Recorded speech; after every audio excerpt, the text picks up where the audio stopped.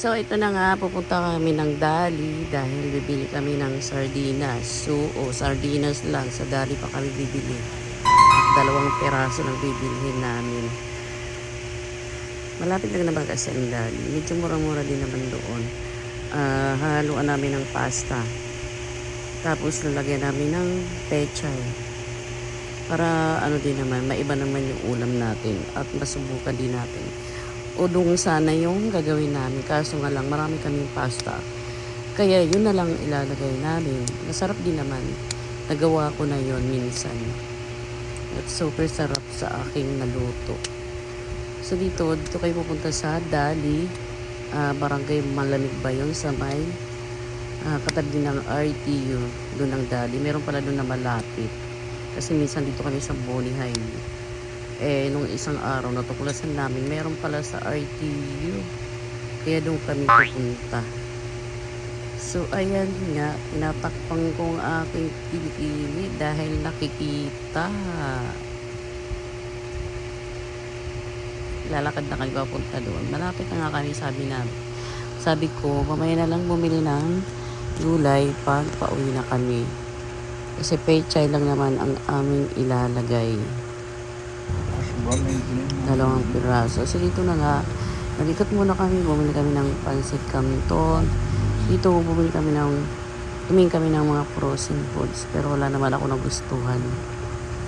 Kasi hindi rin naman mahilig sa frozen foods. Tumingin lang kami kung anong mali mo may mabibili. Yelo sana, kaso baka matunaw pagdating namin sa bahay.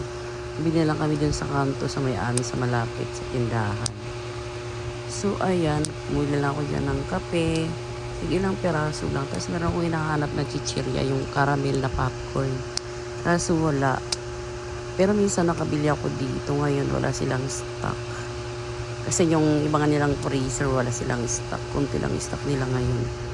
Siguro maglo-loading sila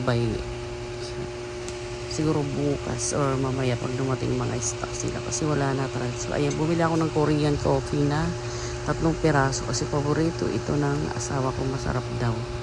In fairness naman, nasubukan ko siya, masarap din.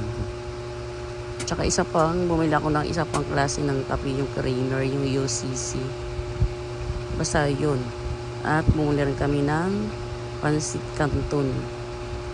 Malaki, big pancit canton. So ayan, bumili ako ng egg cracklets. Pangkut-kut lang habang nag-edit. So ayan, kaya kumuha ako.